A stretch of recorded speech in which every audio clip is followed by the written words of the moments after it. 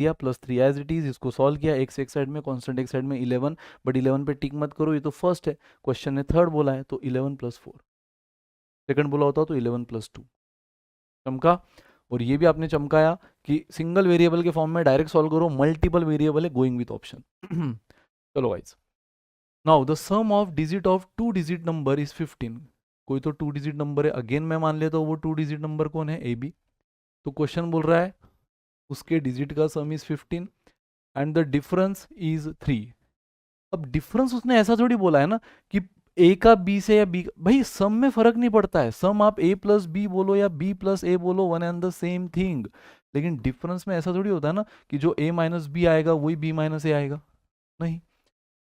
इस क्वेश्चन को बहुत अच्छे से समझो गाइस, मेजॉरिटी स्टूडेंट यहाँ पे फंसते हैं, वो देखते हैं कि भाई एक कोई तो 2 डिजिट नंबर है, उसके डिजिट का सम 15 है, एकदम हलवा कंडीशन, एंड उसी के डिजिट का difference is 3, the difference between the digit is 3, find this 2 digit number. Student बोलते सर इसको तो आंखों से सॉल्व करेंगे, जरूरत नहीं हमें बोर्ड की, पेन की, पेपर की, आंखों से सॉल्व करेंगे।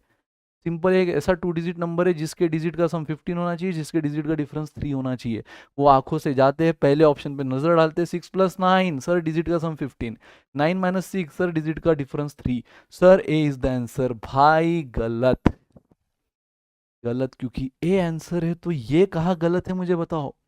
अगेन डिजिट का सम 15, डिजिट का डिफरेंस 3, तो ये भी तो करेक्ट है। तो कौन से लॉजिक पे आप बोल रहे हो कि उसने कहीं पर भी ऐसा नहीं बोला है कि टेंस के डिजिट का डिफरेंस फ्रॉम यूनिट का डिजिट, या यूनिट के डिजिट का डिफरेंस फ्रॉम टेंस, यानी a - b, सम में फर्क नहीं पड़ेगा, इसलिए मैं सम का बोल ही नहीं रहा हूँ। उसने टेंस प्लस यूनिट बोलो या यूनिट प्लस टेंस बोलो, लेकिन डिफरेंस में टेंस माइनस यूनिट या यूनिट माइनस टेंस ऐसा कुछ भी नहीं बोला। तो बोल दिया दोनों डिजिट का डिफरेंस ये 3 है, दोनों डिजिट का डिफरेंस तो a - b भी 3 हो सकता है या b - a भी 3 हो सकता है, और यहाँ हो रहा है।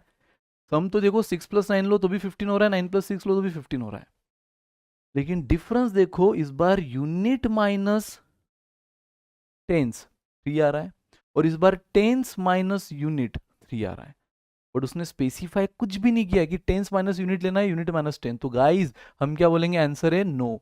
सर फिर क्या बोलेंगे, सी, नो, हम बोलेंगे डी, कांट बी डिटरमाइन।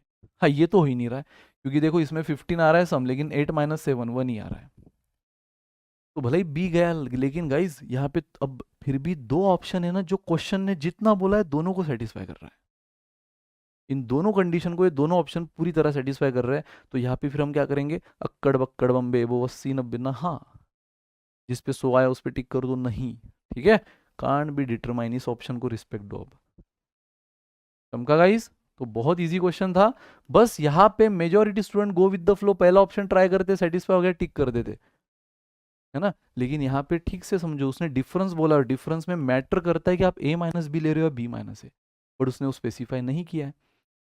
तो एक ऑप्शन में a - b भी 3 आ रहा है, दूसरे ऑप्शन में b - a भी 3 आ रहा है, दोनों अपने अपने जगह सही है, इसलिए करेक्ट आंसर दोनों भी नहीं है।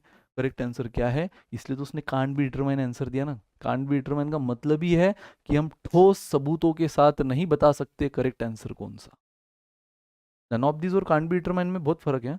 जब ऑप्शन में नन ऑफ दीज होता है तो उसका मतलब क्या होता है, हमारा आंसर आ गया है, करेक्ट आंसर आ गया है, कॉन्फिडेंस वाला आंसर आ गया है, लेकिन वो ऑप्शन में नहीं है, इसलिए नन ऑफ दीज, है ना, ये हुआ नन ऑफ दीज की स्टोरी। लेकिन कांट बी डिटरमाइन मतलब क्या, हमारा आंसर आ ही नहीं रहा है क्योंकि डेटा इनफ नहीं है, डेटा सफिशिएंट नहीं है जिसपे हम ठोस आंसर पे पहुंचे, हमें ये भी सही लग रहा है, ये भी सही लग रहा है, इसलिए कांट बी डिटरमाइन। चमका गाइस, है ना। तो दैट्स इट दोस्तों, this is all about constant based case, चमका होगा आपको।